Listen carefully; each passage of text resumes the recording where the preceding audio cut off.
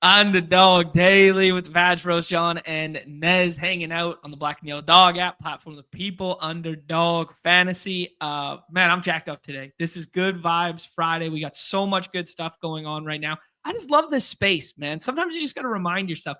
I just love this space. I love doing these shows. I love playing these games. Gets me jacked up. Last night I was just hanging out there, had an evening to myself.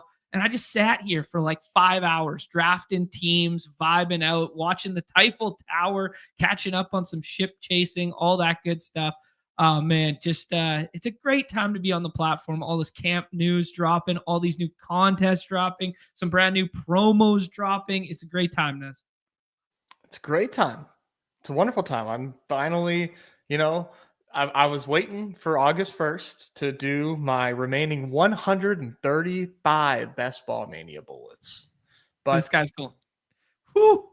They're dragging 6 out of me by Sunday. So, and I'm discovering ADPs that I didn't know were current ADPs, because I'm basically in just like eliminator slows and like the remaining of my puppy superflex. That's the world I'm living in.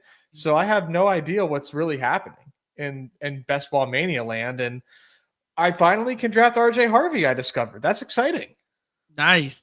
You can also draft Taysom Hill, apparently, too. We talked about that one a little bit yesterday. Round 20 is just automatic swipe. A little peek behind the curtain for everybody. I was having a laugh with Nez here before we started, because another reason I'm jacked up is having a nice little round with a buddy after this that I haven't seen in a while, because he just had a baby. So I'm going to get to meet the baby, have a round, and we're going to be testing out some new irons, getting a fitting on the fly there. Oh. Nez, so I'm jacked up. So I told Nez, hey, man, hard out, 2-hour cap today, 145's the dream. And he goes, we're all looking for the guy, pal. You are the reason day after day that this show runs way too long.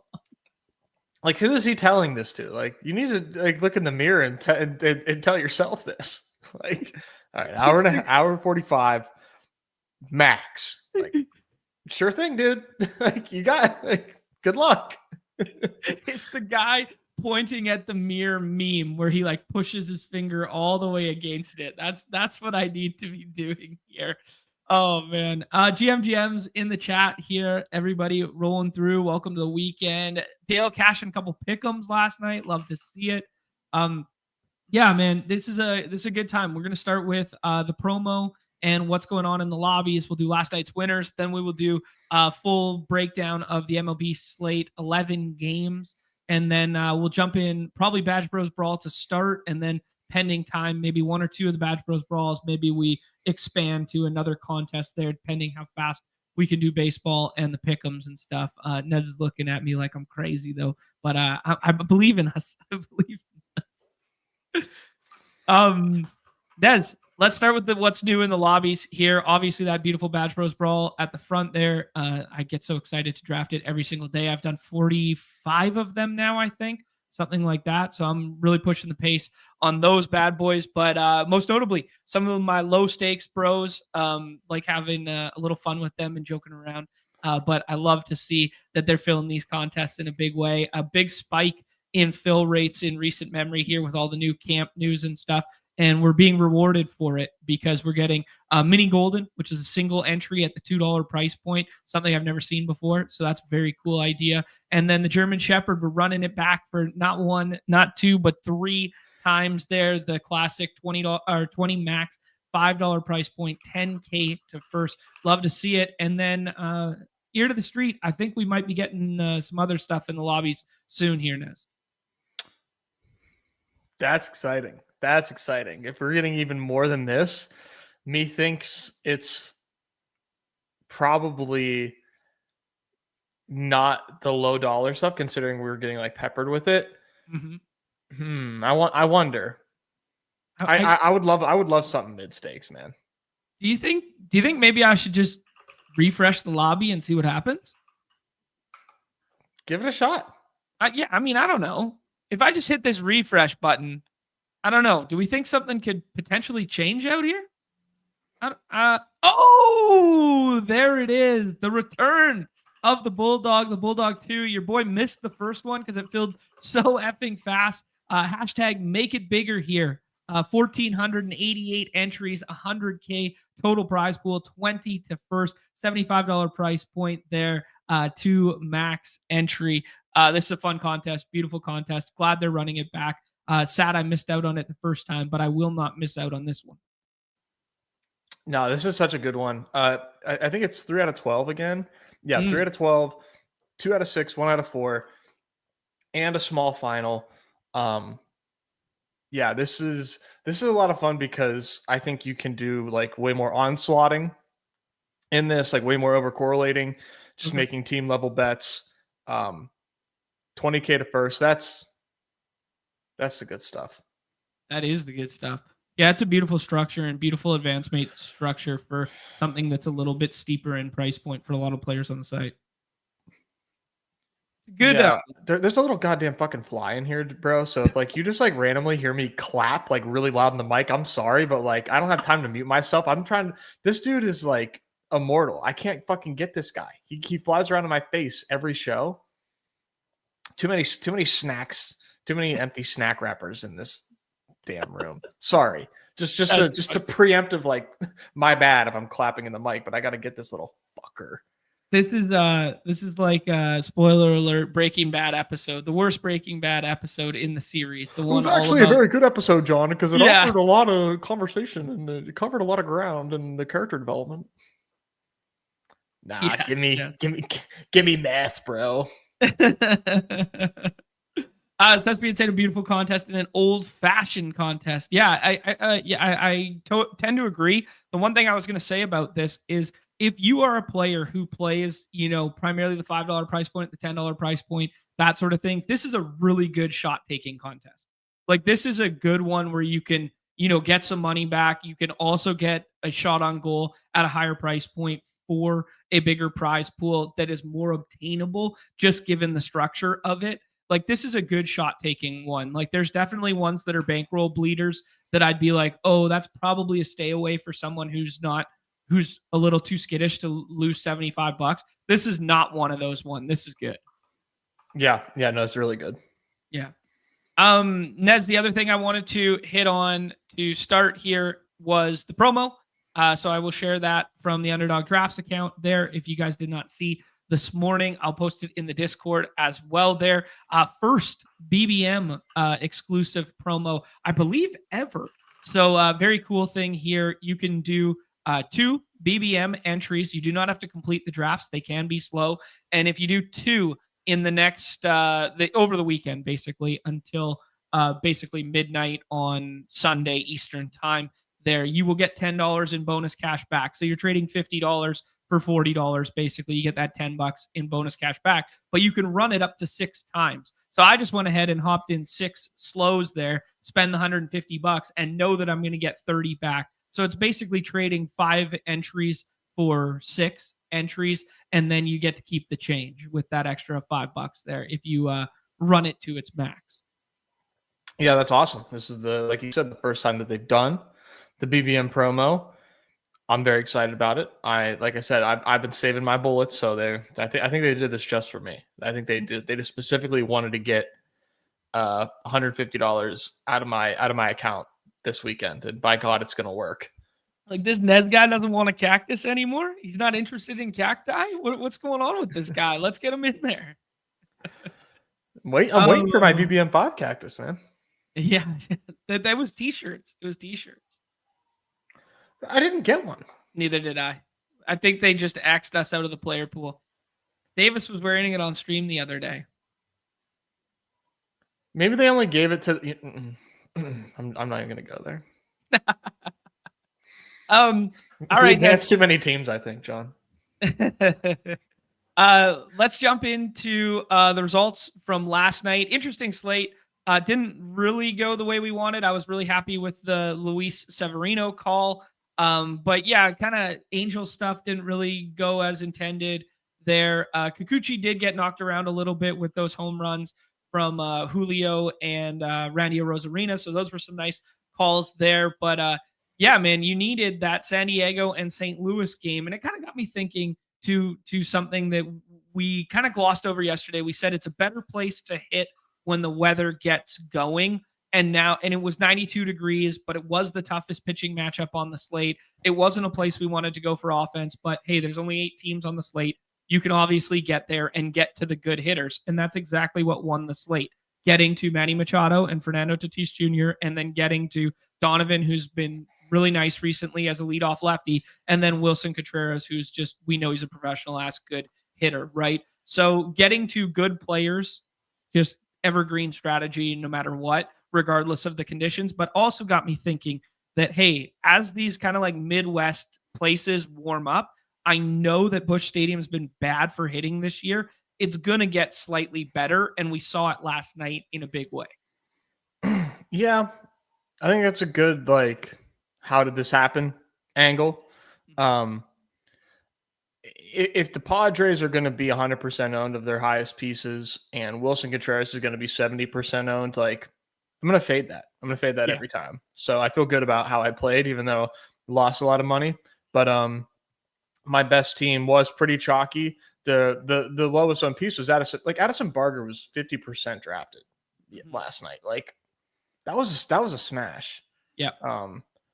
So I'm happy about that. Did you watch any of that game? Because the big swing that he had and the big AB that he had that cleared the bases for the double was lefty, and he just pumped the ball in the gap like 109 miles off the bat, like just hammered the fucking thing, piss missile, split the outfielders. Like it was beautiful, lefty. But it was funny because the thesis of playing him was just, he hits balls hard. We like him more against righties, and then it's funny to see that he did the damage a little bit later in the ball game off a lefty. Yeah, LOL. However you get there, but I mean, it wasn't a good lefty, like they were up pretty big, and then also just for like context, I mean, all these Tigers were like 20% owned, like that game didn't get home, but like the good plays were like really low owned, and the Astros. Victor Caratini last night. My fucking dog. 42% owned. Cam Smith, 45% owned. Like, I don't know, man. I'm trusting the process on this one. Yeah. Well said, dude. Yeah, we did shout out those two as the skinny stack to get to. We highlighted them. So, yeah, I mean, absolutely. Very interesting. A pitching didn't matter slate, even though Luis Severino put up 18, which is kind of surprising, and was 100% drafted in parentheses. He was probably like 90 whatever as SP6, which is only, 16.7%. But yeah, good to see Julio coming back to life later in there. Shout out to Bangalore there with the takedown. Just Brett, a name that we've known for years now. Love to see it back up here near the top. Inthrius was up there. Our guy Turbotron, Baconator, Melch is up here. Respooked is up here. I mean, this is still on a night where, we didn't necessarily nail what was going to transpire. We nailed aspects of it. The community still gets there. So unbelievable stuff. Yeah, love to see it. Always. Great stuff there. Nez, let's dive into today. It's going to be a lot to go game by game and that sort of thing, but I'll bring up the beautiful Unabated interface here. Also, reminder, if you guys are in the WNBA streets for the remainder of the season, $199 is their promotion for the remainder of the season in WNBA projections there. So very cool promo that they have going on right now. They also have a full year promo going on right now. I know there's a little bit of sticker shock. Like it's like $1,400 or something like that. But the value add of like the prop stuff and projections, every sport for the entirety of the year is like a lot. We're going to have football, baseball, basketball, WNBA. It's all encompassing. I didn't even know that they had that. I mean, that's if you're if you're someone that likes to get tools and projections and things like that for everything that you play, and Underdog has everything year round. Like we're obviously affiliated with Unabated. They, we love them, but like, bro, that's a good deal. That's a good deal. I'm a fan of getting like bang for buck. That's pretty sweet. Yeah, and here, testimonials in the chat right there. If you sports bet, the price is so worth it, Jump Free alluding to, because they're going to tag you for line movement stuff. They're going to tag you where projections are missed and stuff. The value add of like the Discord community associated with the platform, associated with the projections is beautiful. Yeah, like let's be real. We're Underdog people here. Like we focus on Underdog. They have so much other than Underdog, like other pick'em sites that like you can easily play as well. Like it is worth it. I highly recommend you guys just check it out at a minimum. Absolutely. Nez, before we go kind of like game by game and talking about the thing, we'll just kind of do the macro unabated lines thing. We got that Yankees Phillies game with a 10 that kind of stands out. I was looking at Baltimore at home, even though they're facing a lefty. Normally you like lefties in Baltimore a little bit more, but looks like a nice warm spot to get to. And that park has been popping off in recent memory. Only a 9 on the unabated line, a 9.5 with that Dodgers and Red Sox one with two kind of like mid-tier pitchers on the slate. This Reds game looks like the best park on the slate because we don't have Coors and we don't have either of the minor league fields there. So 9.5 there. And then kind of the later games on the slate, all about 8s and 8.5. So we will do the game by game totals and kind of walk through that. We'll walk through it in tandem with ADP, but that's kind of like the lay of the land. Nothing overly concerning in terms of weather outside of Kansas City. Kansas City has got the yellow-orange according to Roth right now, which yes and no. I mean, if you're going there for pitching, maybe it looks a little bit scary, but these ball games have a way, like a yellow-orange, in my estimation, at this time of year, when all the other games look fine, it looks like pop up and move on kind of stuff, opposed to like, this game's going to get rained out. Yeah, exactly. So like it looks scary to read and to see, but ultimately I don't think it's going to affect my decision making as of now. We'll see how that changes as we get closer to lock. If he like shifts it to orange red, like, oh, this looks like it can linger or something like that. But otherwise, yeah, it doesn't seem like anything is worth worrying about. Yep, I'm in agreement with you there. Let's shift on over to the ballpark, pal, and look at some of these individual totals. As you guys can see on the screen here, we got a bunch over 5, just given that it's an 11-game slate and there's warm hitting conditions and good baseball players on the slate. Like we have Yankees, Dodgers, Phillies, so that kind of comprises the whole first round of drafts effectively there with stud hitters that we haven't had on slates in a long time. Then you have Ellie, obviously, who's always boosted up because of the ballpark and the talent level. And then you can kind of do whatever the F you want in terms of bouncing around. The chalk right now is that Baltimore situation. Evergreen reminder that Kyle Freeland, professional ass pitcher, is better on the road than at home. Goes kind of without saying. And that Baltimore sits up better in terms of power with against right-handed pitching than against left-handed pitching. But they do definitely have some lefty killers on their team, like Ramon Laureano. Ton is a guy we've attacked for years. Jordan Westberg, who's on the cover there. Ryan Mountcastle, when he's healthy, is another one there. So the implied totals here kind of make sense to me, Nez, and the way in which chalk is funneling makes sense to me. But there's 22 teams on the slate, and I'm going to have to X some out of the player pool. I'm going to have to make some stands. So where do your initial leans go in terms of these totals? Well, man, there are a lot of good ones. So it's definitely like not an easy pickings, but like we have Tampa Bay on the road, but it is in Cincinnati. They look to me to be my favorite. Everybody is a 30 ADP or greater for Tampa Bay. And honestly, like, yeah, we've got like a pretty expensive tag on Ellie. It's 8, but like, because just today is so loaded, but like you could just that game in general, I really like Littell, right-hander on the mound, Nick Martinez, right-hander on the mound. So it sets up well for both teams.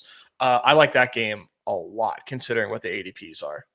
Littell's given up the most, if not the second most, home runs in all of baseball so far this season. And we've talked about how he's a little reverse splitsy with the righties being guys that get home in a big way. So my mind went to the same place there, Nez. My first 5 runs, I had some Caminaro in my life. I had some Spencer Steer in my life. I had some Matt McClain. Gavin Lux has moved up in the order recently for that red side, even though he's left-handed, which isn't a bad thing. It's just a note on Littell being, slightly reverse splitsy. Phillies look like good chalk to me. Will Warren, a guy that we were attacking for strikeouts for a bit, but has been scuffling in recent memory. So just easy pick to clicks with like Schwarber and Harper with that nice right field hitting conditions in Yankee Stadium.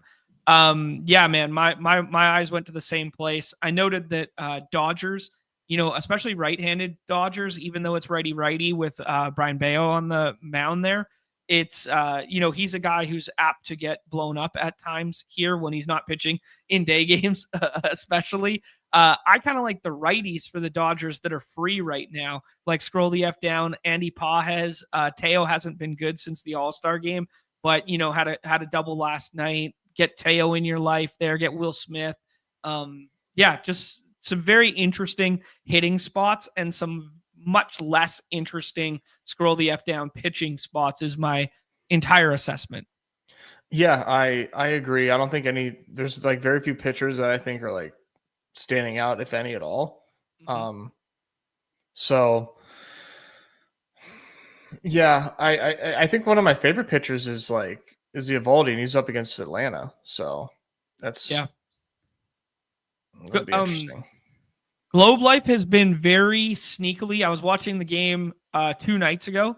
Very sneakily pitcher friendly this year. Now, whether that's a reflection on just not the greatest division in the world that comes through there all that frequently, and the Rangers having like a collective down year in terms of power, or they were talking about how they've done something new this year where they've opened up right field outdoor entry access and left those doors open all game long, where in years past, once people had funneled into the ballpark, they would close the doors and it became this like air conditioned environment there. Apparently those field ones, I mean, you and I have both been there before, but it'd be nice to hear if you can attest to it on a personal level there, Nez, that kind of like right field entrance that kind of comes off of like the big side of the road, not the entertainment district side of the road.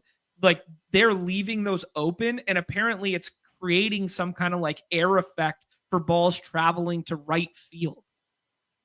Interesting. I didn't know that. I was just watching the broadcast. I would never have known it if I wasn't just a baseball head watching ball. Interesting. I mean, yeah, I don't know much about I know how air pressure works and whatnot, but that's wild. Huh, I wonder if that is actually having an effect. I mean, I know it's not a great place to hit in general, but okay. Mm-hmm. Yeah, it's a little deep just in general, but yeah, I just found that really interesting. And like last year and the year before that, when we were playing these slates, we were attacking the Rangers in a big way, and their lineup hasn't really changed. I mean, they've dealt with injuries this year, but their lineup on paper is like these are two. If we're drafting this a year and a half ago, this Rangers versus Braves game, regardless of who's on the mound for either side, we'd be pretty excited to take some of these players. And yet now it's just kind of like Acuna at the back end and Seager at the back end, maybe kind of deal. Yeah, I don't really have a whole lot of interest in them, anymore. Like this has just been a bad year for them, and today especially, like I'm not interested. Sounds good, man.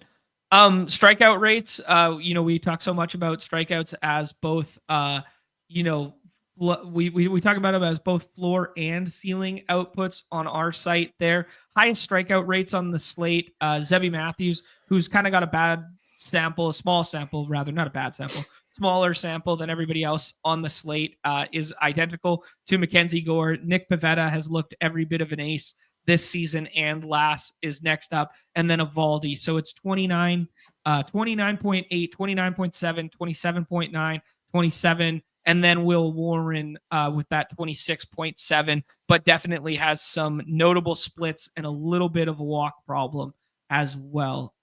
Anything to add, just kind of like macro pitching before we rank it out?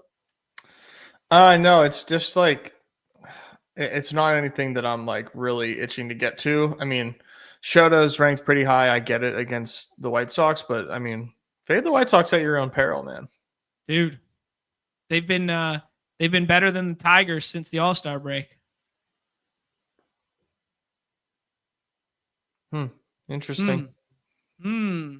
Yeah, and Miguel Vargas low-key popping almost every night here. Luis Robert Jr., don't let him get hot, is actually getting hot. So yeah, I like where your head's at, man. It's something we've been talking about in recent memory, but yeah, Shota's been really good since returning. So yeah. Okay, let's jump over to the site itself in terms of the rankings, and then rank out some stacks and some pitchers. Let's do the pitcher thing. Is Shota SP1 for you? Um, I think so, Mm-hmm. but like not with, you can hear it in my voice, with no conviction Right. whatsoever. Yeah, I can definitely hear it in your voice there. I do think he's probably the best.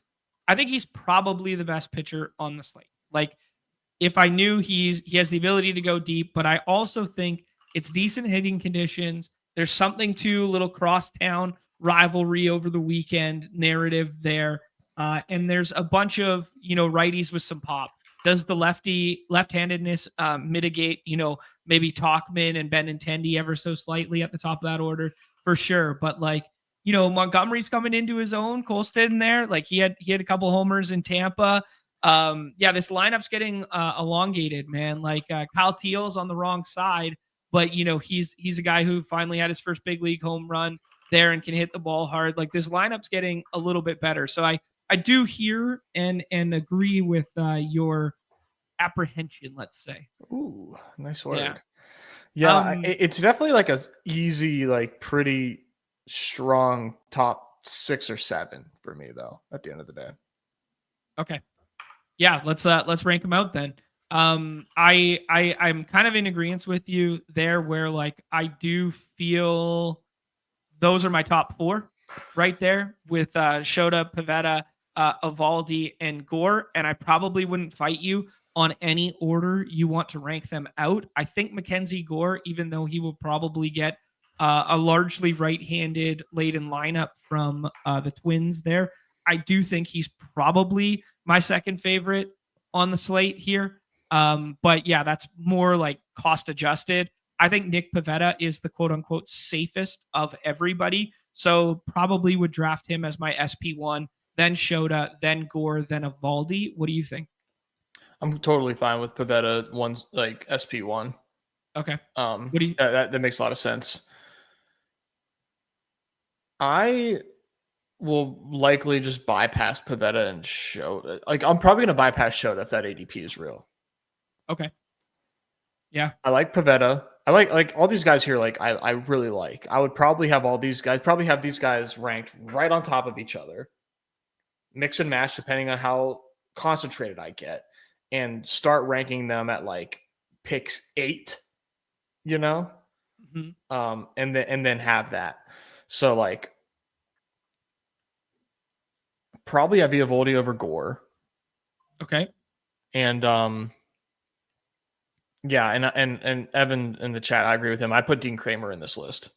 Yeah, just the matchup versus Colorado, just they're putrid and they strike out a shit ton. Even Eric Fetty was able to strike out 5 of them before getting DFA'd the other day, kind of deal. And Kramer's been kind of nice with it in recent memory. He is definitely popping in Cardi stuff as well. As you guys could see, the box scores look beautiful with these 7Ks, 6Ks, 7Ks, 6Ks, and you can kind of excuse him, forgive him for a tough matchup at Atlanta there when the weather was playing quite nice.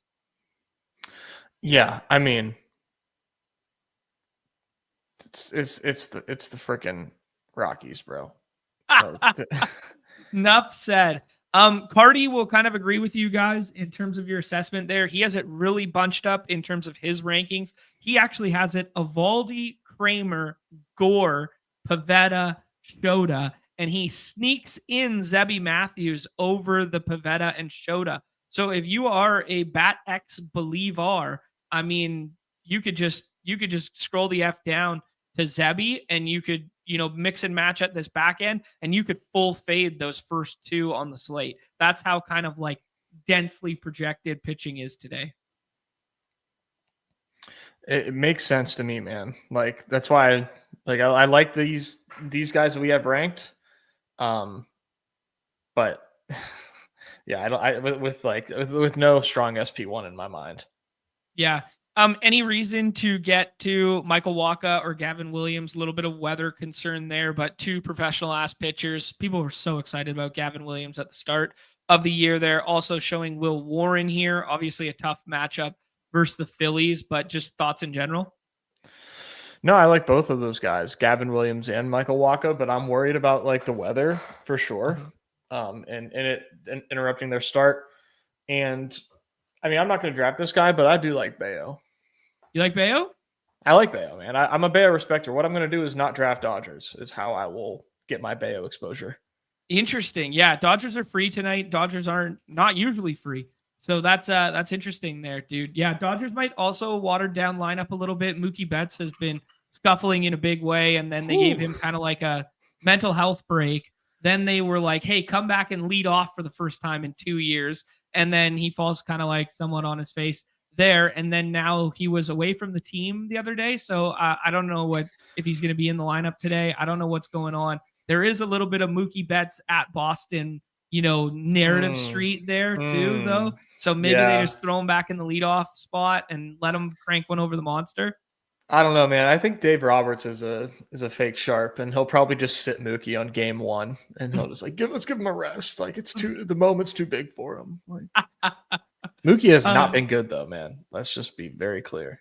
Yeah, let's be abundantly clear. Like you're talking about lack of pop situation. This is something we cited so early when he came back from the injury there, that like the swing speed was down miles per hour, and a guy who's little like that, even though he's been a very good professional hitter for a long time, like losing swing speed matters in a big way. Ask Jose Altuve, ask Mookie Betts, you know what I mean?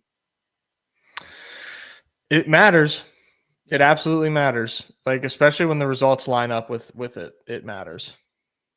As you guys can see, Mr. Good Boy just came flying through the door there. He's perched up right behind. Get your Mr. Good Boys in the chat there. Poor guy had to visit the vet this morning, and but he's good to go. Clean bill of health there.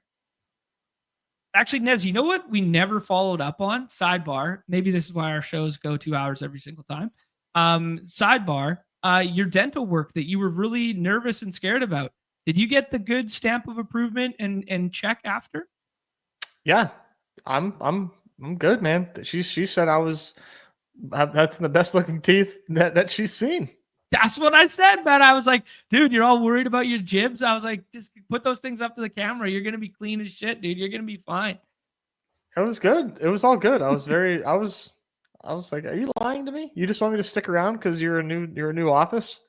I think that's what it was. Has any love for anyone else as a scroll? We talked about the weather guys and kind of like soft fading that, but like, professional pitcher in Jose Barrios against the Tigers, who have been scuffling in a big way. Yeah, I don't know anyone else that you could potentially scroll to, or it's just like not worth it on this slate. No, it's not worth it. Okay, sounds good to me. Let's do the stack stuff.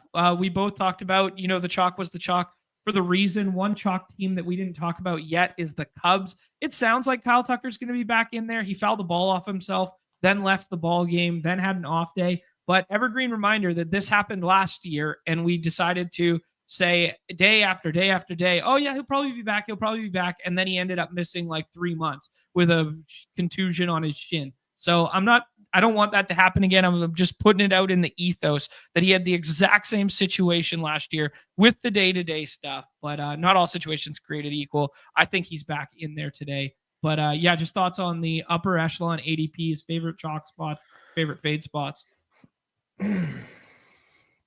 Obviously, Judge, Ohtani, Schwarber, like, makes total sense.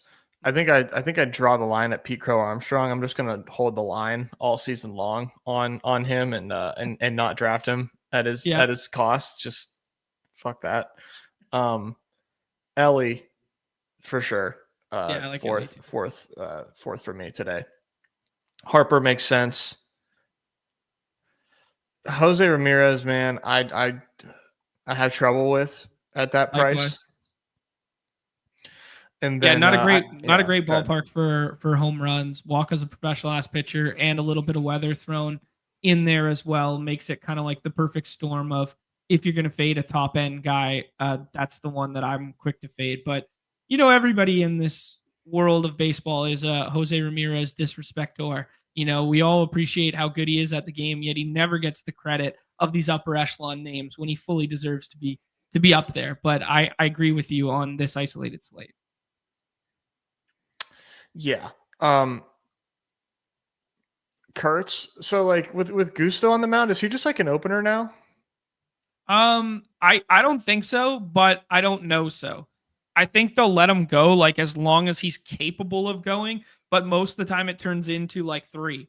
But yeah, his most recent appearances were opener variety and or relief variety, but I believe he's kind of just back to go as long as you can to start this ball game. Okay, well that makes me like the Athletics a lot. Yeah. And Kurtz, yesterday's 101, available at pick 16. I really like. Hottest hitter in baseball, basically. No, for real. Like very much earning that title of, hottest hitter in baseball. And then with Zebby on the mound, I'll attack that with the Nationals. I know they haven't been great, but I love Nationals lefties against righties. And it's been a while. I haven't been able to play the Nationals in a while. So like I'm excited to get to them. Yeah, obviously a bad park for hitting in general, but that place plays up better and we don't have any of those screaming environments. And it plays up better when it's like north of 82, 85 degrees there, which it is today. So yeah. And Zebby got shelled last time out. Tough landing spot to get your first start back in Colorado, but non-zero chance that if he doesn't get the whiffs, he could give up a 5 spot again like he did last time out. Yeah, I'm gonna fade Zebby. I'm not a Zebby guy. Yeah. One of their best pitching prospects in the organization, but hasn't really shown anything at the big league level yet. Yeah, I'm gonna keep fading that. Yeah. Let's talk about the Baltimore chalk because it is quite high. We're a little bit of Kyle Freeland respecters when he's on the road here. It's weird to see a guy like Tyler O'Neill who basically hasn't even performed as well as his own teammate Ramon Laureano, and yet he has an ADP of 15. It was where my mind went as initial chalk when I was making the cover 2 days ago and just put it on there. But I'll play Baltimore righties, but Tyler O'Neill probably does not warrant this ADP despite being a lefty killer. No, man, I don't think so either. Yeah. No, I'm good on that. Sounds good. Just like I don't know, Freeland is like you said, just not as bad as people think on the road. Orioles just continue to look like darlings on the spreadsheets, slate after slate. Feels like an easy fade. Yo, jog my memory for a second. Was Kyle Freeland the one that Carabas and him have matching tattoos? I mean, I don't know how deep their lore runs, but that is his boy. Yeah, they're tight like that. I think that's what he said on our show, the first appearance. He was on here with us. I think it was Freeland and him had matching thigh tattoos or something, and they're buddies from years back. Did you see the short form video they did asking the players who their favorite Atlanta rappers were? No. And so they did, and they got some good answers. And, a lot of them said Future, and Carabas had never heard of Future. Whoa. I'm logged off, but come on, Future's you've at least heard of the beef with Russell Wilson. You heard about come on, that Future's been around for a long, long time. Buddy. Don't tell people that. That's funny. True to himself. Nez, let's talk about some of the scroll stuff now. Those are kind of the upper echelons and then kind of the soft fades in the top there. Favorite stacks, favorite scroll stacks, favorite, plays relative to ADP. I mean, I'll say right now, we both said Rays. We both like the Rays today. Nick Martinez, sure, professional ass right-handed pitcher, but definitely a guy who can get got primarily by left-handed ISO. Yeah, I don't know. Can we buy back in to the Tigers being good again? Do you like to get to the White Sox as double bubble leverage. The most notable run total that is going undrafted right now, or undrafted in parentheses, is the Red Sox. Any interest in them today? What do you like? I like the Red Sox. Red Yeah. Sox today seem fun. Yeah, you can get to that entire lineup up and down. Looks like a lot of fun in Fenway against Emmett Sheehan, who I have no respect for. Oh, Yeah, poor sign Emmy. me up. No way, man. No way. Yeah, White Sox double bubble seems fun. I don't know Okay. how deep you need to go with that, but it definitely seems fun. I'll take your guy Toolshed, Vargas, maybe some Slater. Definitely threes. I'm Ooh, not going to onslaught it, but Austin Slater, baby. Pinch hit risk for sure. Hey, don't let Coastal Montgomery get hot. Look at this one, man. 5 RBIs in Tampa Bay the other night, 30 ball, 14, 7, 5. Their number one position prospect in the organization for a couple years now. He's a monster. Like, he's a mountain of a dude. Play shortstop. So, yeah, I don't know. I'm throwing it out there. okay. Yeah, I'm not going to do anything with the Tigers today, I don't Okay. think. Yep. But I'm always in on the Blue Jays. So Like it. I'll get there. And then Astros today seem fun as well. Okay, cool. Scroll Astros or just Astros in general? Like, would you be playing like You know, Walker and Altuve, or are you like the Cam no, Smith you don't thing? have to scroll for Astros, man. They're all 35 ADPs. Like Sure. take the good ones. Yeah, fair enough. Yanir Diaz also profiles better against lefties despite him being bad this year, but he's definitely a guy that we've liked to attack against lefties with the Crawford boxes. So that's not terrible either. No, exactly. A lot of Um, righties to choose from. Our guy Cole, aka Bound, in the chat here was making jokes that I hate Brian Bayo. Not true. I was a Bayo guy when he first came up and stuff, but now I've seen enough, man. I'm going to some right-handed Dodgers that are free today, and I'm actually kind of Xing that Mookie Betts Q tag. If you want to chase it, you could chase it. I don't love the spot in general. There is the narrative that we talked about, but like, dude, I kind of low-key like Andy Pajes and Teo and Will Smith as some pick the clicks from the right side today. So those were some guys that, they're not popping in the hashtag models right now, but just guys that I was generally interested in, that it was a little more contrarian today. Yeah, it's rare that is a contrarian pick, Right. So I like it. We talked about scroll the F down Reds. Anyone else that we kind of like missed that you want to make sure you say and get in there, Nez? No, I don't think so. Astros were like the last like big one for me. Okay. Nez wants Astros today. They are freer than free. I'm very, very interested to see, because I did not play a ton over the weekend there when we were smelling the roses. But I'm very interested to see today what ownership thresholds look like on an 11 gamer juxtaposed to what they looked like on the 4 gamers yesterday. Because if Addison Barger yesterday was only 40% owned, even though we liked the spot for the Blue Jays, we talked up Blue Jays. We were like, hey, let's play some of these scroll the F down Blue Jays. We talked about Joey. I always mess up his last name.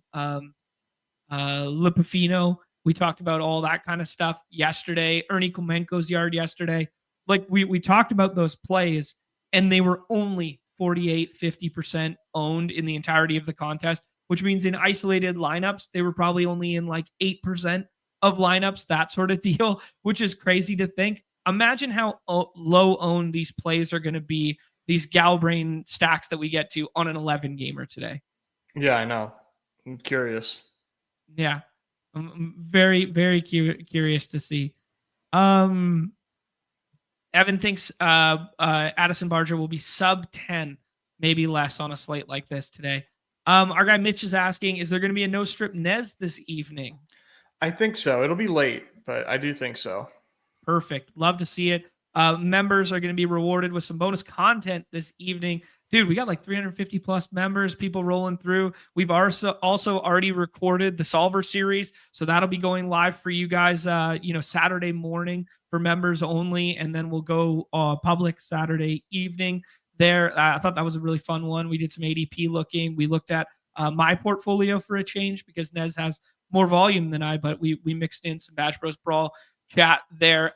Nez, I'm going to hop us in a draft here. We'll do an MLB pick'em or two, and then we will move on to some football stuff. Let's do it. Cool.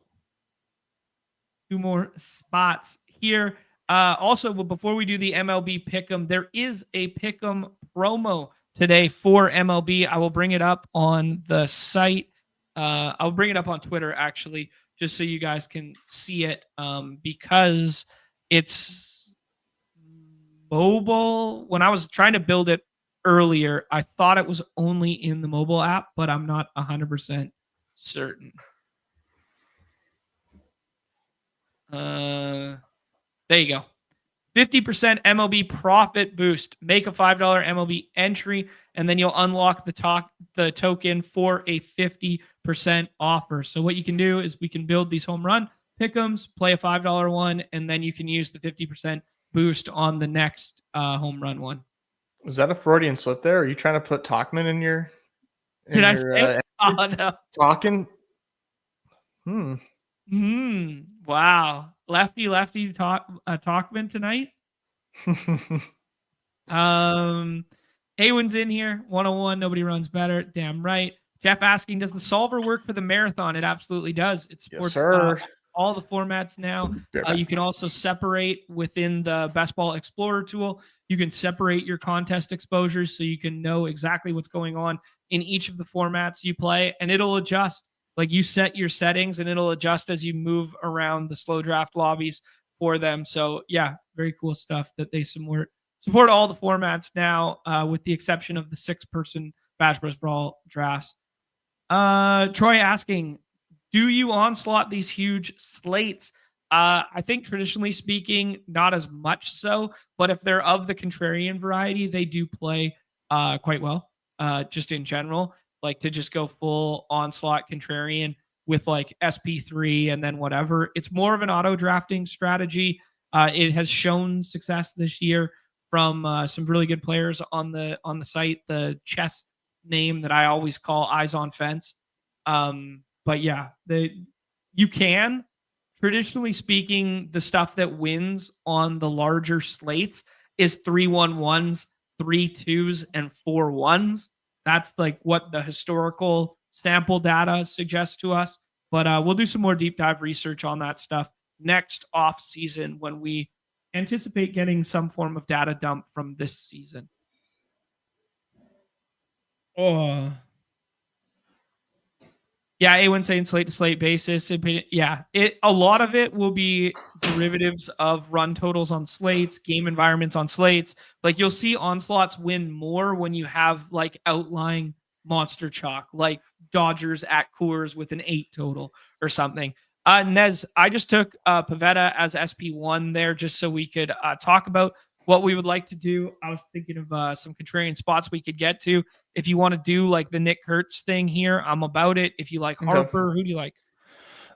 We can do Kurtz. Let's get unique, as though we need to do that to get unique, but let's just do it. Sure. Let's do it. Kind of same 8 to 9 players going over and over again at the start of draft boards, and then choose your own adventure after that.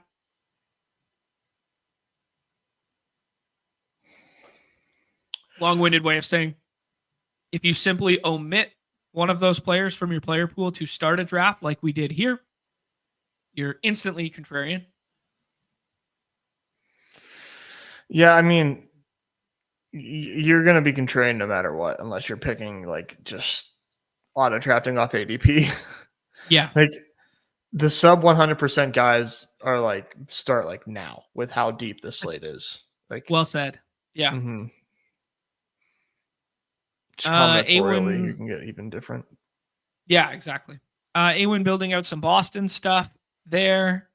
We see a Shohei, Shota, and Vlad Guerrero start. Evaldi as SP3. TJ Friedel going to be leading off for the Reds, most likely there. Nez, can I sell you this pen? Well, you said you liked James Wood and some Nationals stuff. I was going to say, can I sell you this pen on some Rays stuff? What do you like? Yeah, I like Rays. Let's do the Rays. They're even cheaper. All right. Junior would be my favorite of the bunch today, and then Yandy Diaz. I did put something in the Discord today that I was talking about how Aranda has been a good hitter, but it was mainly at the beginning of the season, and then now there's been like a power outage for him. The last time Aranda homered was a month ago, literally a month ago to the day, which is kind of shocking. So, yeah. Yeah, that is shocking. I mean, he's still hitting well in his last 30 days, just like, no homers. So you would prefer a home run out of the guys that you select. Yeah, I would. I like my players to hit homers. It's a revolutionary concept, but Nez, how do you want to land this plane here, dude? Should we do a little Brent Rooker, Lawrence Butler kind of thing? Should we do Yandy? Who do you like? I think we just go Rays here. Who do you like? Let's go Yandy. All right. We've filled up our infield and we have no outfield yet, so we will figure it out after this. Yeah, Rooker is so incredibly due. So incredibly due. He used up all of his home runs in the All-Star game and in the home run derby, but he didn't get his last two swings, which would have won us all of those pick'ems. We only won like two of the pick'ems because of that. But did you see this whole thing? We never actually talked about it, Nez, because I was away the following day or something like that. But did we talk about how he got shorted 2 pitches because he took 2 extra practice balls to start to watch the pitches go by, and then they started the clock? So he got shorted 2 balls and only hit 17, and we needed the 17 and a half. Oh, I did not know that. Yeah. It was cruel, man. And there were still like 13, 14 seconds on the clock.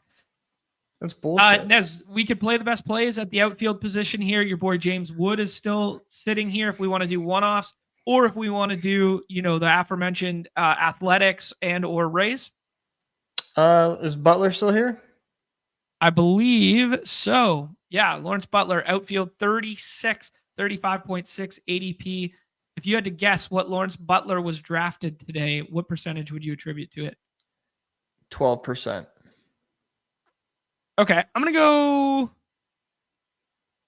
go 18, 21. Yeah, I think it's going to be really low. Yeah. So nice little contrarian stack right now to go alongside our Tampa stuff.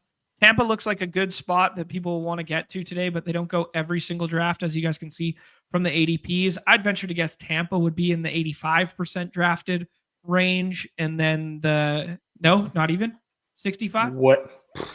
Ooh, I think Tampa's going to rise as the influence of the show pushes them up. But yeah. They might be 50%. Ooh, okay. All right. This is fun. This is good experimentation. Rooker to close this one off. Chandler Simpson, who just gets on base and runs everywhere. Cam Smith, one off. Yeah, Rooker's due, baby. I mean, he's getting decent results. So just due for a home run. Yeah. Could have put Soderstrom in there as well. Would have been a nice addition. Yeah. Bregman, who rested Wednesday and then they had the off day, will be back in there today. So Awin selects him. Jordan Westberg, the cover boy, to go alongside Tyler O'Neill, 2 lefty killers for Mel in the middle there. Some red stuff with Friedel, Hayes, and Ellie as a stack. I like Spencer Steer today, just like in a vacuum, a guy who just hasn't fully got it going yet this season. But like, if I had to pinpoint a couple righties on that team to deal with the Zach Littell fly ball problem, like Tyler Stevenson stands out, Matt McClain stands out, Steer stands out, Noel V. Marte sounds different off his bat. If you know, you know. Yeah. That's yeah. Let me see.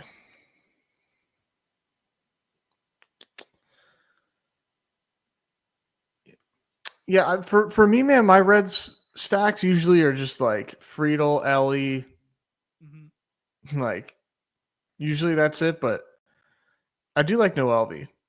Okay. I love Will Benson too. Like Will Benson's ISO versus righties when he hits like 5th or 6th in that lineup. Yeah, is he? Yeah, I don't know why he's not showing as like as a projected starter. Yeah, not a given, I guess. I assume Will Benson will be in there, but not a given. Yeah, I would have assumed so as well. Yeah, probably between. I guess it's just not a given anymore when like Austin Hayes is like back all the time. You know, like it's like Friedel, Lux, Fraley, and then Hayes, and then like I'm thinking outfield eligible on our site, and then Benson. Yeah, McLean, Fraley's coming on. I like it. Ellie McLean Hayes for a win. Good shout. Cool. Fun team there, Nez. We did the traditional 3-2 style draft there. Nick Pavetta as SP1, Nick Paz next, Junior Caminaro, Yandy Diaz as a mini stack, and then Lawrence Butler and Brent Rooker together, kind of playing the GD Hits, a team that we drafted very similar to yesterday there. Yeah, it is the hits, but I'm telling you, man, it's gonna. I think it'll shock you when we see what these exposures look like. Okay. At lock, like I think it'll be very eye opening. Sounds good to me. Nets, let's move into the pick'em lobbies here. Let's mix and match some home run stuff. As I alluded to, guys, I don't see it on the screen right now, so I can't build it. Yeah, it's in the app. So if you guys want to do the MLB, what did I call it? The MLB TGIF 50% MLB boost. It is in the app pick'ems tab. There, what up to our guy Brett Boy? Way to cook on these contests, my friend. We started this show off. Brett? Yeah, we started this show off singing the praises of this weekend. We're jacked up about it. Good stuff. Nez, some of these home run spots. We're talking Rays. We were talking some of those Reds. You were talking about Addison, who's a play the hits guy for us. Yeah, who do you like? What are these Rays looking like? Yeah, super. Yeah, they are expensive. Yeah, don't love that. Yeah, that's kind of a double down notion for us to like why you should be playing them in the contest is look at these pick'ems like Junior Caminero as a 171. Yeah, that's not where we're gonna go. Yeah, that's not where we're gonna go for the pick'em lobbies, but it is good reassurance for us. Dude, I kind of want to look at the other side of that. Reds lefties, maybe Reds righties. Let's see what the Reds are doing.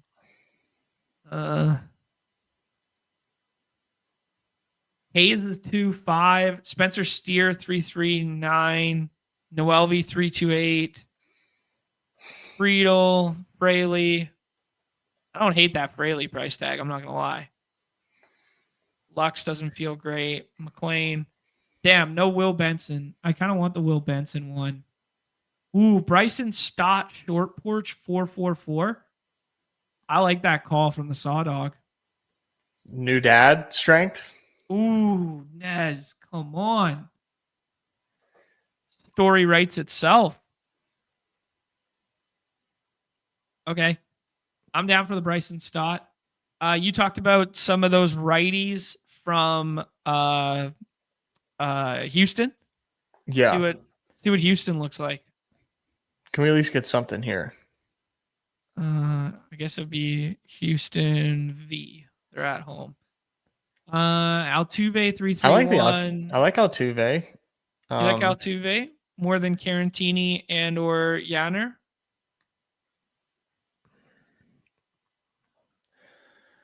Cam Smith looks good too. Let's fuck around and find out. I'm a Cam Smith addict right now. Can't quit. Dude, gun to my head, if you're like, yo, Cam Smith hits 35 bombs in this league one day, I would say yes. I think he has it.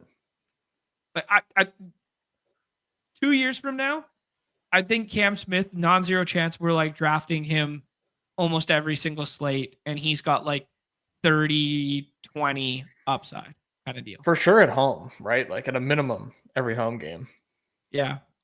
That's a fun one. Anyone else you're thinking of right now? I'm looking on Unabated here. Perfect. They like Andrew Vaughn on our slate Okay. for home runs. Then that's that's Cardi who likes it. Really, it's just like they're telling me Cardi likes it. I like that. Who else? Who want to pair that one with? Hit me with another unabated stamp of approval one. What? Are you ready for this one? I'm ready. Graham Pauley. Who?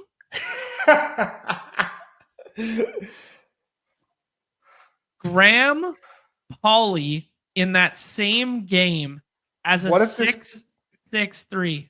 What if this game just like plays up for home runs more than people expect? Andrew Vaughn and Graham Pauley scroll the F down pick'em entry. 25 gets you almost 2K. Dude. And listen. That is dirt nasty. These are the plays that Unabated susses out that we would never even like consider. Like Nez is running the S words on Unabated right now, and the projections with Cardi coupled with the software at Unabated, and these are the plays they find. And listen, if you're like me, and you can create these monster multipliers, like which I can now, and I'm just like obsessed with, reuse players on this entry, okay, and throw in Blake Perkins. And Underdog is presenting me. I don't know if you're gonna see what I'm seeing, John, because like maybe Canada is not allowed to do this. Okay, I'm looking at. Yeah, so I max out at 150. What is the multiplier? Do not do this. Do not do this if you see what John sees. What do you see? Take a guess. Just take a guess. 412. Yeah, that's a great guess. That's a great guess. It's like 1000x. 1000x. Blake Perkins, Andrew Vaughn, and Graham Pauley home run multiplier here. So what I'm going to do in lieu of that is I think I could take this one out and I still max it out. Okay. I'm going to play the Blake Perkins one for everybody who is in a state and or country like mine where we max out at 150. I'm going to play that one. The Bryson Stott one is like too crazy, I think. There, I'm going to play this one. Blake Perkins alongside one of those Tampa Bay and or Reds bats. Yeah, you need like fucking Judge or something with this. Let's do Junior. You play Junior alongside it, and it's a 50 extra. So we shoot the moon on Blake Perkins, and we get one of my favorite home run plays on the slate, Junior Caminero. Put him in there. Evan saying Kyle Stowers in that same game. I mean, Stowers has been, you want to talk about Nick Paws being the hottest dude on the planet. Kyle Stowers is a close second. Might even be besting him. Let's see what Stowers' number is just in general. Left-handed power plays better in Milwaukee. Yeah, 267 is pretty good price for Kyle Stowers. Yeah, it's a little rich, but it is Kyle Stowers. This is good from the Saw Dog. That this is basically the Bartolo Colon to home. Yeah. Troy saying that we got a lineup and Benson is in. I would love to put Benson in something. No, T-Bear's asking if we did Westberg yet. I should do Westberg. I should do Westberg and Benson. I think that's a really good shout. Goatnap saying good luck to everyone tonight. Good luck, my friend. Last home run pick 'em here. And then we will do Bros Brawl and see what happens. I will just refresh. See what happens. Let's see if I can get Benson or not yet.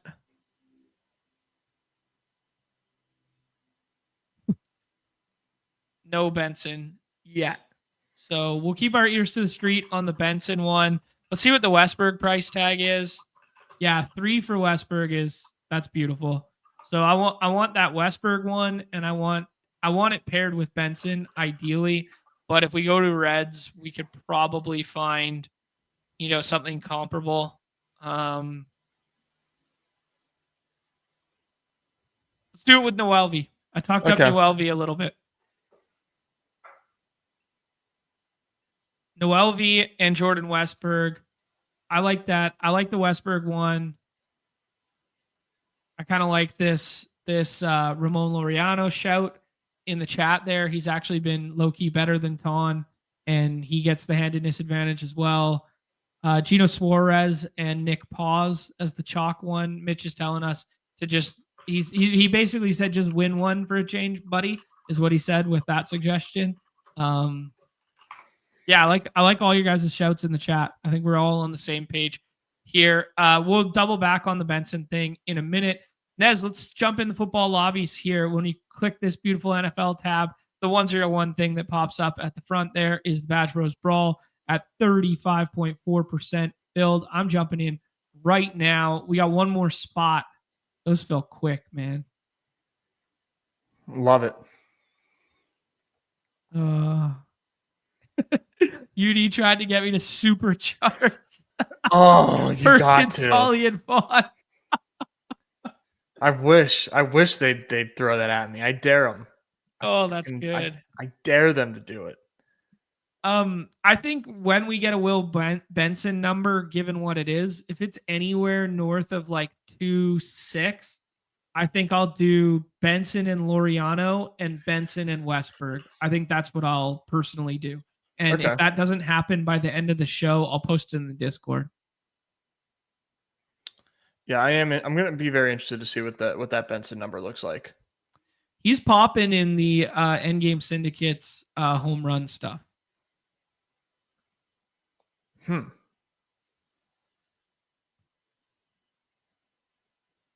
What does Adam Schur know? Yeah. All right, guys, we are in Bros Brawl, first draft of the day here. What are we working with? We got 18 rounds of fun. We got a whole bunch of non-badgers and then one friend of the show in Respooked. Josh Allen getting ahead at the onesies, goes at the 102. We roll the 104. Wow. I imagine Nez is going to tell me running back here. Which one do you like? Yeah, Saquon. You like Saquon more than Gibbs? Nez, I got an absolute GM in here last night. No way. Not you. Couldn't be me. Couldn't be me making shippers. I don't believe it. You know what I was doing last night after I told you oh, wow, look at all the green get cranked right there. Wow. And Genty. Dude, I think we go piss boy and see what happens here. Oh, yeah. Saquon go plus Jefferson. Yeah, Saquon plus Jefferson is going to be rare. I know it's a combo that I do not have yet. So let's take that one and see what we end up with. I was saving this one for a tweet, but for the good people hanging out here, I will share what I thought was a beautiful start.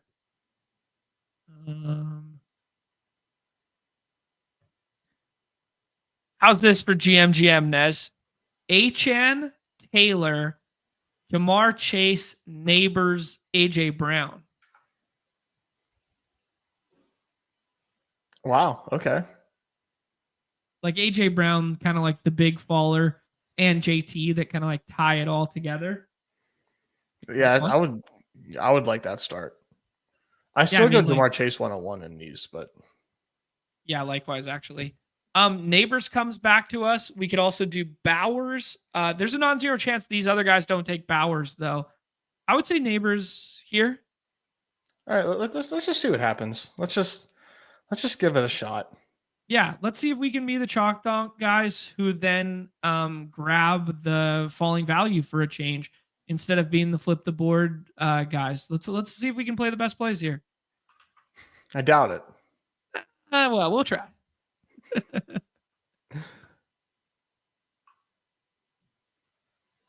Ryan McMahon left the Rockies. Did he get traded? Oh man, we almost got Bowers there. That was an unfortunate. I guess you should have said that. Yeah, you didn't know that? He got traded. Oh, I did not see that. Amon-Ra here. That kind of looks like a tier. Let's just try a wide receiver heavy version of this contest. Yeah, let's have fun. Let's give what the room take what the room gives us. Like these guys have obviously made the concerted decision that, you know, running backs, we got to push them up in this contest, which is a theory in which both Nez and I subscribe to. But when the room gives you, you know, the lemons, like, you know, let's not squirt it in our eyes. Let's make lemonade with it, bro. As they so often say. Fucking Johnism right there. Oh my god.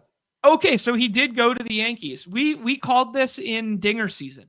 I roll the tape back. In the Dinger season, I was like, Ryan McMahon's going to play third base for the Yankees by the end of the year. And even if he goes there, it's going to be like the same effect as Coors because the short porch is so good for him. I 100% said it multiple times. Like that was a match made in heaven. He's not having a great year, but he's coming around a little bit. So I love that. I think it's a great move for them. They needed a third baseman. The Suarez asking prices just clearly has to be astronomical. Mm-hmm. Brees Hall, Kyron, or do we trust that these guys won't crank anymore and we can just take Ladd or AJ? They're going to crank, but... Which one do you want? AJ. All right. Also opens the door for us to take Hurts next there if we want to do like the super Barkley AJ Hurts start. They keep cranking.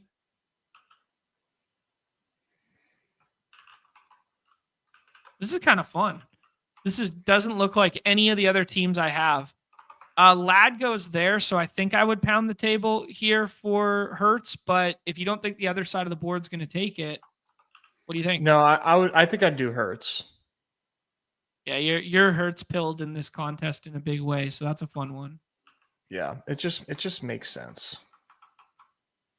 Yeah, we talk about the ping-ponging effect of like Hurts in the dailies that like, oh, him pairing with Saquon is like not a good way to get home. It only got home once last year. It's better to like, if you play Saquon, play it like that. But in a season-long contest, to get this like onslaught is like pretty sexy. I was watching Typhel Tower last night, as I said, and Best Ball Guy said something I thought was really sharp, that this is the cheapest the Eagles have been in a long, long time, and nobody does the super stack. Like nobody does the super stack. It's like you could have it every single time if you want to just be like, oh, I can stack passing game. You can have it every single time outside of like Saquon plus AJ Brown, but you could have like CMC. He said CMC. We're back up on the clock here, Nez. Who do you like? We are getting left behind in the dust with the running back stuff. Oh yeah, it's going to be ugly at the running back room for us. Let's take Rashi. All right. We're going to be able to withstand it. Yeah, I think we could have waited. I mean, it's pick 40 right now. I think we could have got him at like 60, but there is no ADP doesn't matter. I guess, yeah. We got to do something with this insane start. Let's be one of the, because Rashi's not going to advance as high as everybody else on average. Dude, so I'm down to take Devontae Adams here. Yeah, let's do Adams, and then we definitely got to and then we just crank. Shut it down. Yeah. Yeah. Yeah, definitely fun. No more yellow.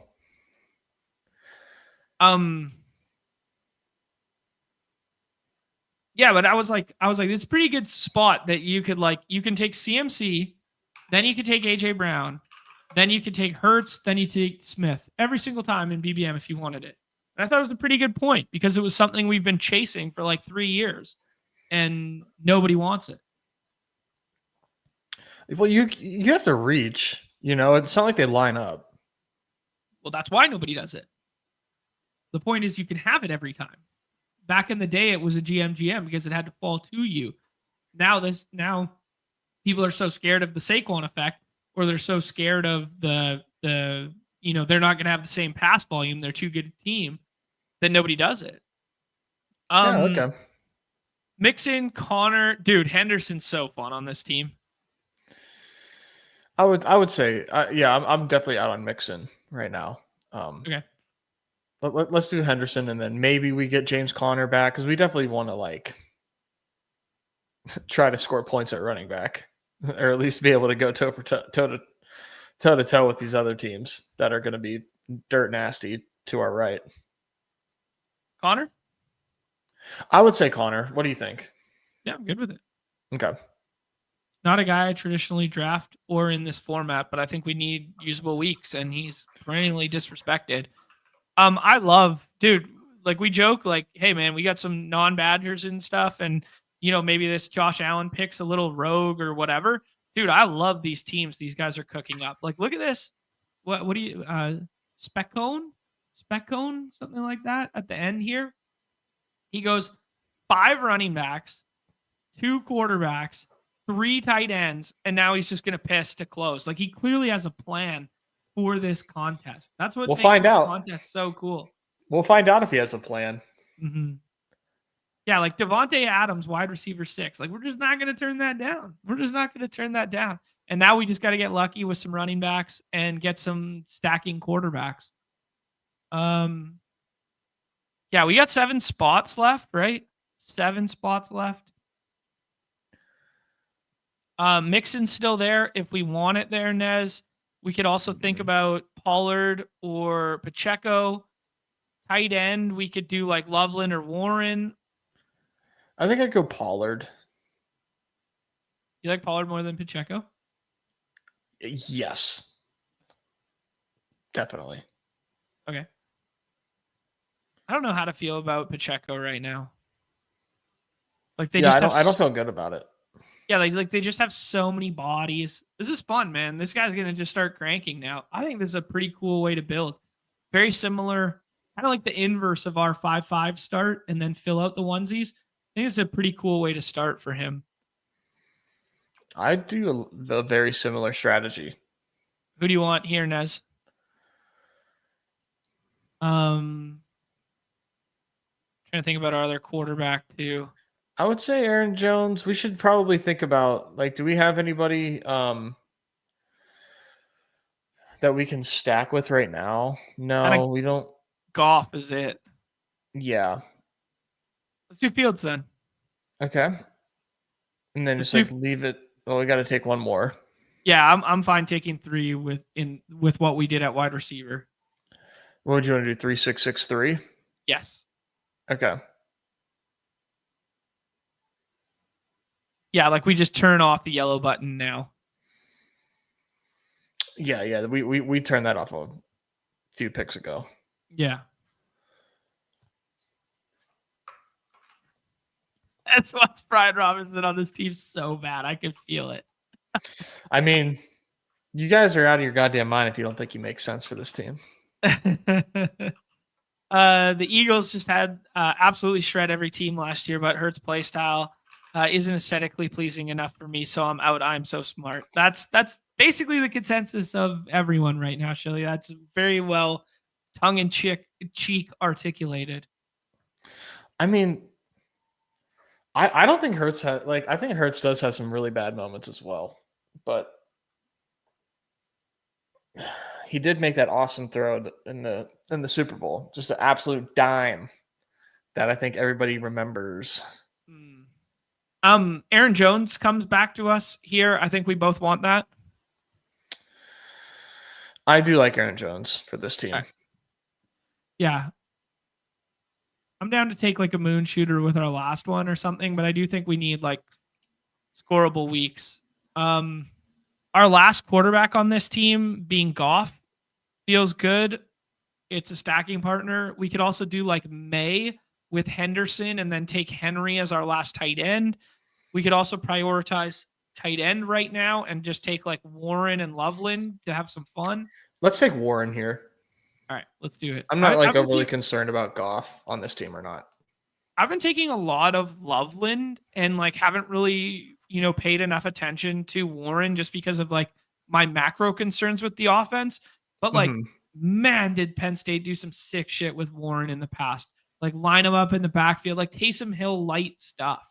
Like there's a non-zero chance that he can get carries this year. There's a non-zero chance that like, he's the super creative guy and it comes at the expense of Josh Downs and Pittman, and both of them go ahead of him in draft. I know.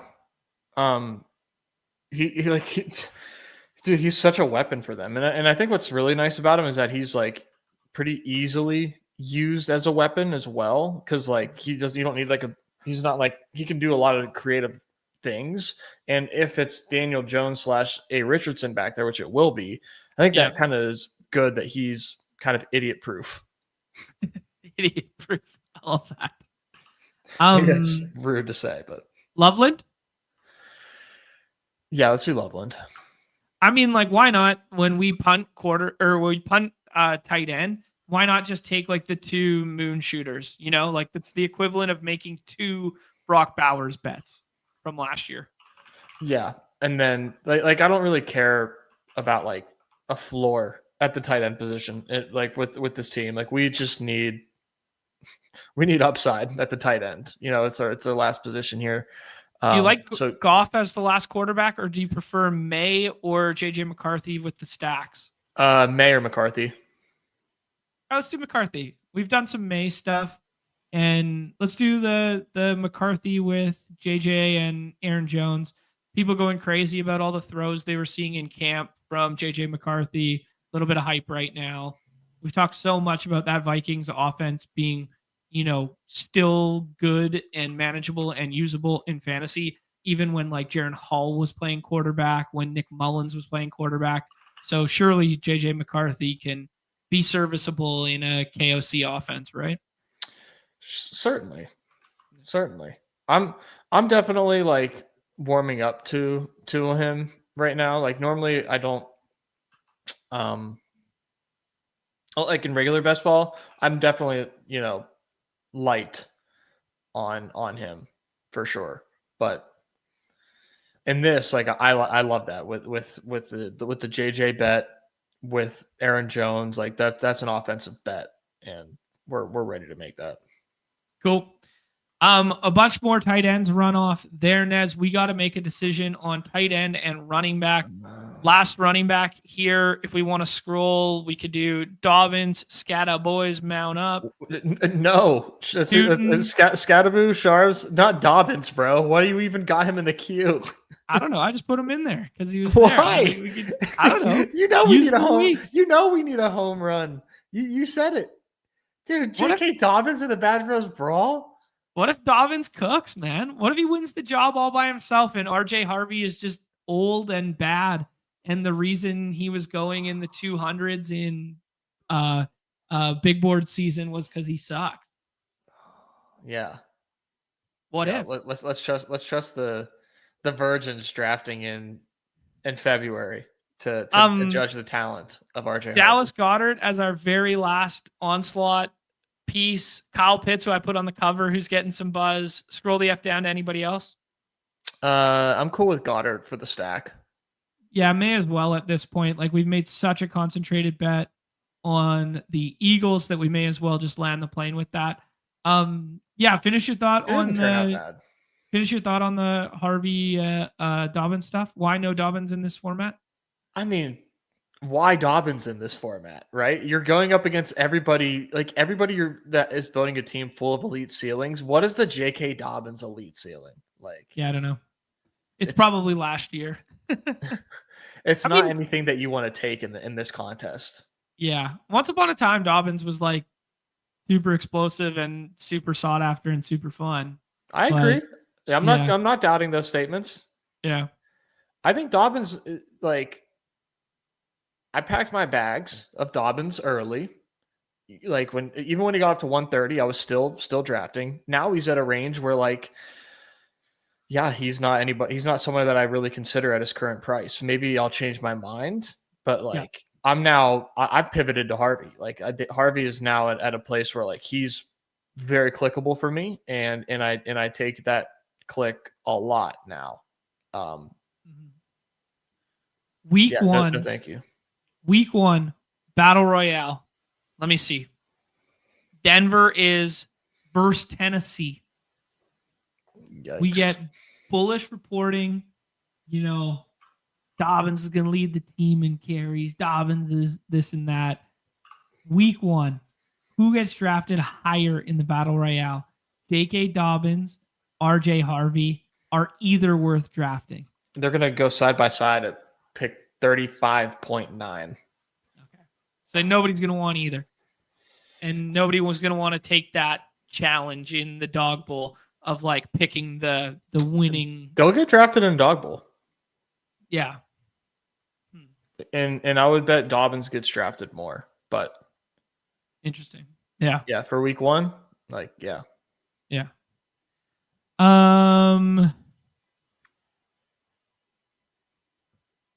Cool. All right. Nez, I think we got time for one last Bros Brawl. I don't think we have time for another format. No. Or we can, but you're gonna suffice the people with one of the other formats later today. Yeah, later tonight. Like I said, it'll be a late night once Mela goes to bed. But yes, I will be here. All right, then I hopped us into Bros Brawl. Hopefully you guys got in because it's snap filled again. The people are addicted to the Bros Brawl here. We got a bunch of no Badgers in this one, and AJ Zur at the front. Last man in. I feel bad. Every draft today, we've been last man in. Brett Boy's asking maybe a late night Bulldog. How's that sound to you, Nez? If it's still open, these contests, man, they feel so damn fast. The Bulldog's going to last a little longer this time with 1,400 entries opposed to, I think the last time it was like 300 or something. That's why it went so fast, even though it was double entry. That's true. Yeah, that one's going to be around for hopefully last the weekend so that I can get them in tomorrow morning. Kevin O'Connell announced Justin Jefferson as a mild hamstring strain. Who does? Justin Jefferson as a mild hamstring strain. Perfect. We just got him at an ADP value in the second round. Awesome. Oh, Brett Boy correcting me. No, exact same tourney. Okay. Wow. It might not be there tomorrow. Jamar Chase goes 101. Nez, who's your 102 in this format? Let's do Bijan since we just did Saquon. Okay. I was about to say, you said Bijan right there. And I was about to say, don't care, Jahmyr Gibbs. I would have been okay with that. But I didn't want to do it. It would have been fine. Yeah, I've been fuck around, find out with Jahmyr Gibbs in this contest a little bit. I'm just like a little worried, man, about the Lions coming back down to earth. Oh, for sure. Yeah.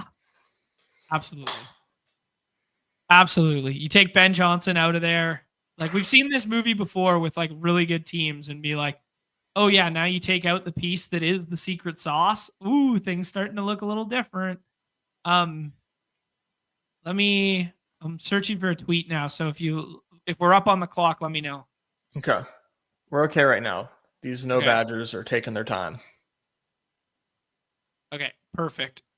Are they cranking? They are. Damn it. The people have caught on, man. The meta is out there. All right, here's the Hayden tweet. I'll put the Hayden tweet in the chat for everybody if you guys want to look at this chart. But expected TDs from the running back room last season.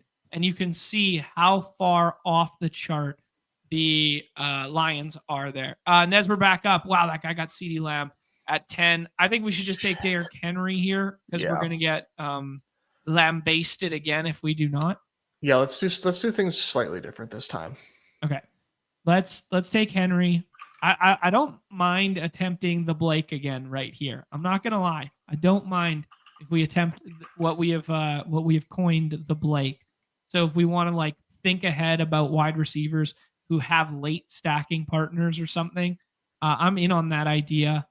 Amon-Ra, Brian Thomas, Brock Bowers. Who do you prefer? Or Jonathan Taylor? I think I like Bowers. I'm okay with it. Yeah. Do it. Maybe no Blake. Yeah. I was listening to a little bit of Ron Stewart yesterday, who jumped on with Josh Norris on their pod. And he was talking about, they were talking more about like home leagues and like replacement value associated with that stuff. But some of it holds true to best ball and holds true to this contest in particular.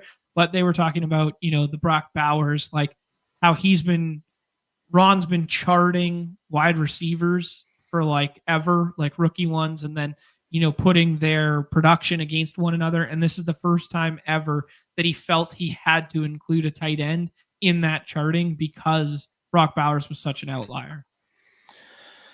I mean, it makes total sense, dude. The Brock Bowers season last year was insane. Like, I mean, I know that we kind of beat it to death, but it was truly a crazy ass season for Brock Bowers. Mm-hmm. Yeah, I did like AJ Brown's here, Ladd McConkey's here. I think there's a tier break for the Josh Jacobs down to Breece Hall, so I would say that.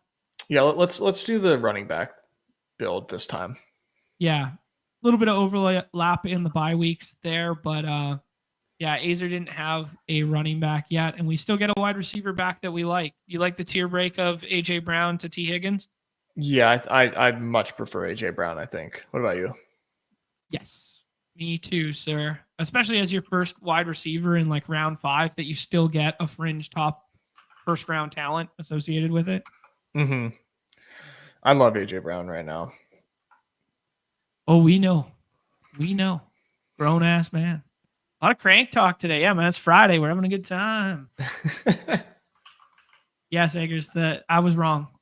Guys. We figured it out. Bulldog was the same size. So I'm going to have to get in there. Yeah, they do have slows, if that's your thing. It is not, but I'm happy to. A lot of my slows have like finally finished up. So like I only have like 10 on the clock right now. That's why I just added 6 BBM slows this morning for that other thing, just to get a couple slows in there. But I got to start mixing in some of the auxiliary formats. But right now I'm obsessed with Bros Brawl. So it's like the only thing I've been drafting. Same. All the quarterbacks run off there, and Kittle, kind of unfortunate for us. We could do Kyron and Hampton. I kind of like one of those two here. Wow. Yeah, let's do Hampton. Let's do it. Wow. Yeah, right-hand side of the board. Right-hand side of the board did us a favor there, like 3 wide receivers and then some quarterbacks and some tight ends. So I think this is going to be a backstack quarterback team for us, which plays well for taking Garrett Wilson here. Also plays well for like Worthy or Evans. Who do you like? I do like. I think just Wilson, man. I think we just go ADP here. We need a wide receiver. I do like to like say fuck ADP in this contest quite a bit, but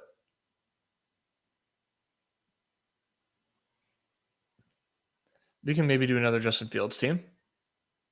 Yeah, hilarious that everybody declared him dead yesterday with an Achilles, and then he's out there jumping around today. I mean, I'm worried at people's like media literacy, dude.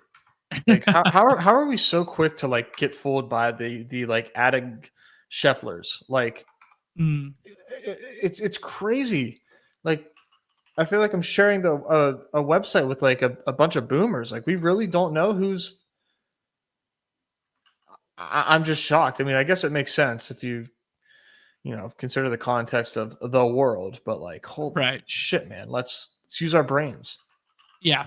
We've talked ad nauseum how the pup list in the preseason and the carded off in the preseason is nothing like regular season. Yeah. Nez, we got to start getting creative out here. We got Bijan, Henry, Jacobs, Hampton, AJ Brown, Garrett Wilson. JSN comes back to us. Feels good.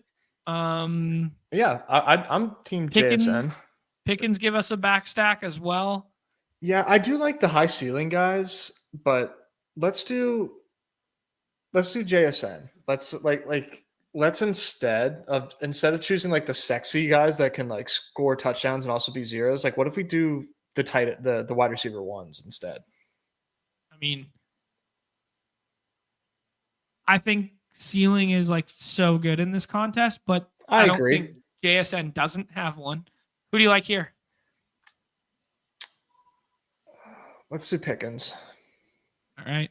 Gives us a backstack option. I think one thing that's really interesting about depth on your roster in these contests, and obviously every roster is completely different. Like last time out, we needed quote unquote floor from our running back position late just to stabilize the team because we basically didn't have a running back through the first 11 rounds other than Saquon. So like I do think the back end roster spots in this versus like BBM or the Shepherd that you guys will be drafting this weekend, I do think they need to just be like guys who can score 20 plus balls like over and over and over again. Because for you to crack our roster when we start a roster with like Lamb, Puka, London, for instance, like you're going to have to score 22 each week to try and best those guys, right? If you're the back end of my roster. So like the ceiling shooters are like so much more desirable than like Khalil Shakir for like 7 and 80 and 1.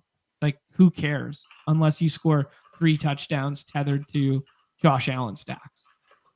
Nez, we got some decisions, dude. Let's keep going with this piss boy stuff. Who do you like? Metcalf, Waddle, Hunter? Let's do Metcalf. Oh, so gross. I know it's gross. God. I know it's gross, dude. He just doesn't even give us a stack option. I Metcalf I'm fine with in other contests because you can always find that like backstack Rodgers. But like now if we miss out on Fields and Dak, this team's like low key fucked. That's not fucked. Like if you're worried, if it's fucked, like go take them right now. All right. Who do you like, Hunter or Fields? Hunter. Okay, let's take Hunter first. I don't think Fields will go just yet, but no, these no Badgers, man, they follow the Adam Schefflers and they think that Fields is dead. Adam Scheffler, baby.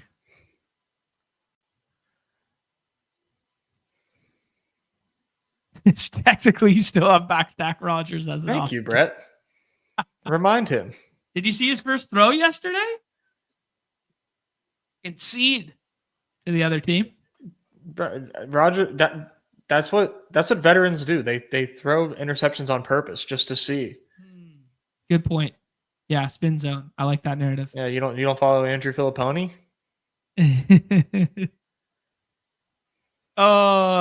Jets, what's up, buddy? Jumping in late. Just want to say hi to everybody. Good luck. Rewinding to the best baseball show I've found. Love the content. Appreciate you, Jets. Yeah, we did about an hour on baseball there. Some pick'ems at the tail end. And that is a good reminder that before I close out after this draft, that we got to go find that Will Benson and Ramon Laureano pick'em to put together. Okay, Nez. 4-6-1. Bijan, Henry, Jacobs, Hampton. Probably one more running back. I think this is Fields. To get that Let's do Fields here. Yeah. I need a ceiling shooter / skinny stack to feel good about this team. I think the dream is Fields, Dak, and Trevor Lawrence. We got Bowers, so we could also do like last round Geno, break glass in case of emergency. We could do our last running back here if you would like. Or we could just do Dak to beat the CD drafter. Let's do Dak because CD drafter wants him. Okay. Different bye week than Fields too, so feels all warm and fuzzy right now. We got 5 more spots. How would you spend them? We got 2, 4, 6, 1 right now. I would do.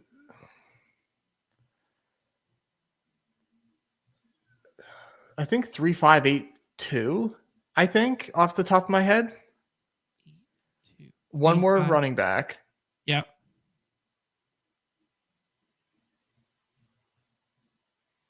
I'm not sure I've drafted 8 wide receivers in this format yet. As far as like probability to hit our starting lineup, I think an 8th wide receiver would make sense over a 6th running back. What about a third tight end? Yeah. I mean, throw some names out there. Berg or Brenton Strange as a stack partner with Lawrence. Okay, so if we do Lawrence Strange, I'm down with that. Lawrence Strange, Ferg. We could also do like Tootin here. Who do you like? Who do you like here as Yeah. Let's go Tootin. Let's end this with like the Jags. Sure. Tootin, Lawrence.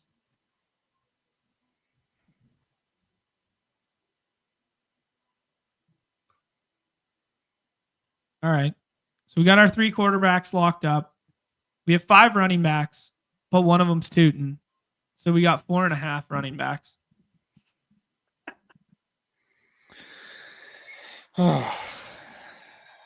It's a contingency based play, bro. You gotta just think about the ceiling. Think about the ceiling. Yeah, I'm thinking the ceiling is in fact the roof. I'm visualizing with you. Do you think one of those guys gets traded in front of him, or is it just like going to be a shit show for us? I think it's just gonna be a shit show.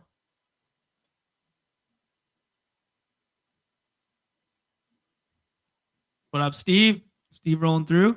I know Steve's been drafting some Bros Brawls on stream there, fan speak stuff. Let's go, Steve. I was watching him and Meg last night. They were right on.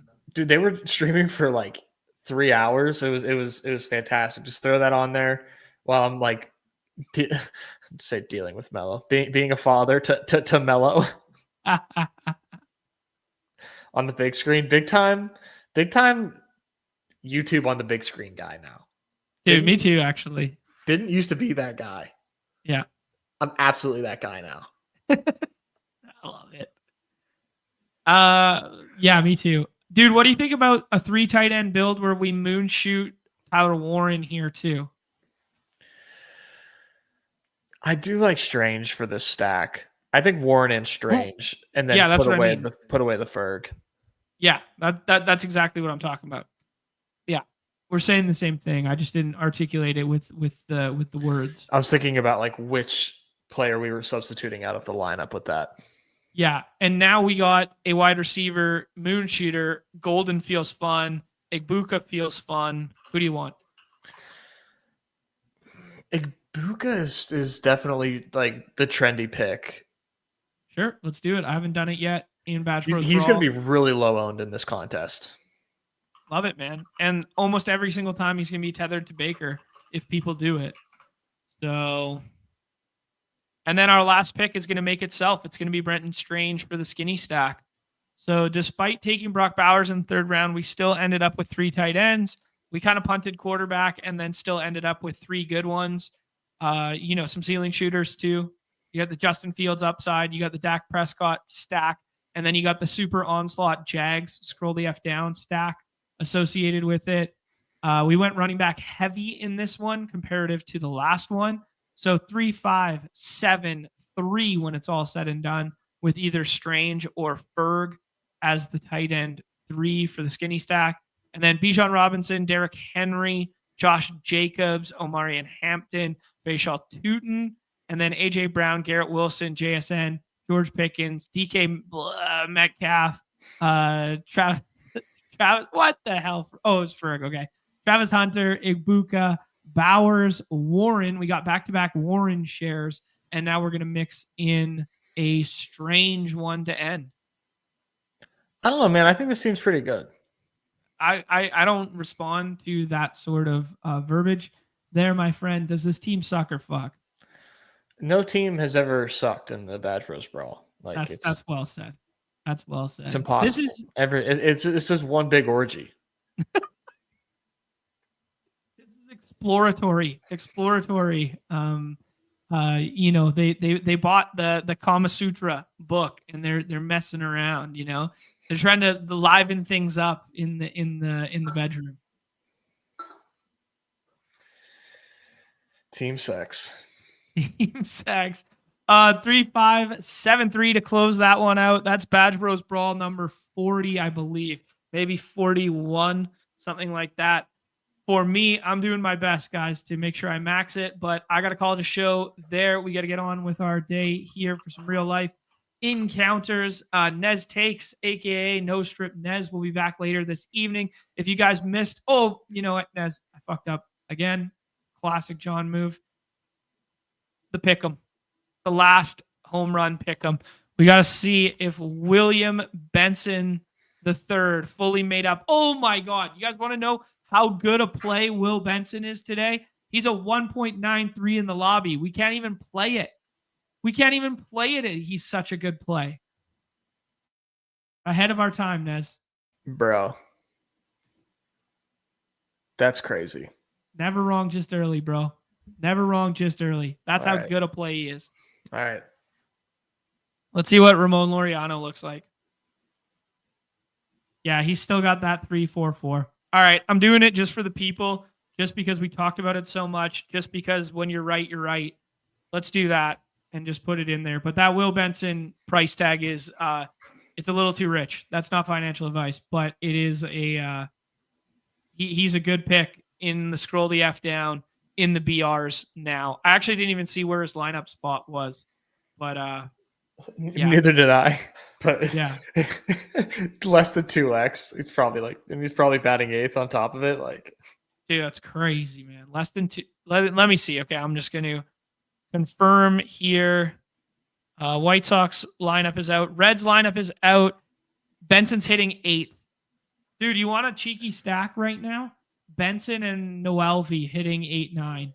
Not terrible. With Ellie. Yeah. Do the wraparound stack. Ellie's hitting 3rd. Not bad. I love a wraparound. Okay, relax. Let's tie a bow on it there.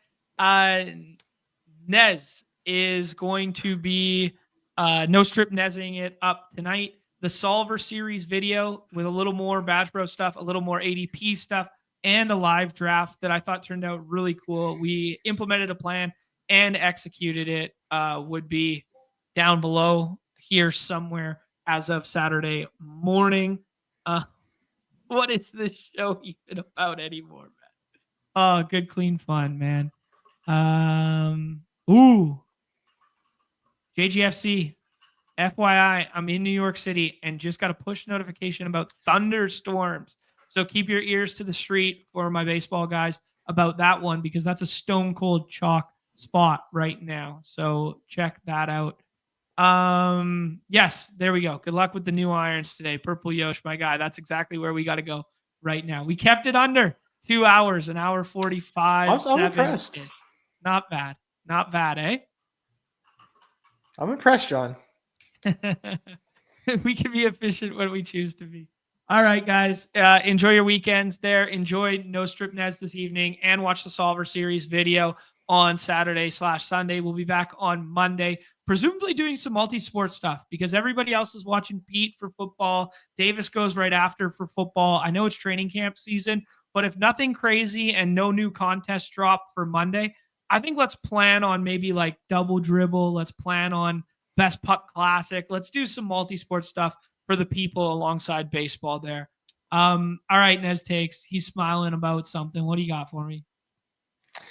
I have no idea who the good plays are at Best Puck Classic.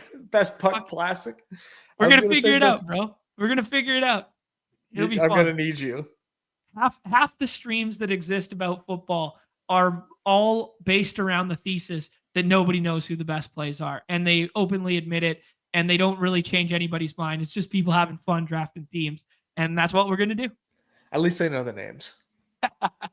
Everybody's favorite time of the show. The end. Peace. Hit that like, subscribe, notification bell, all that fun stuff.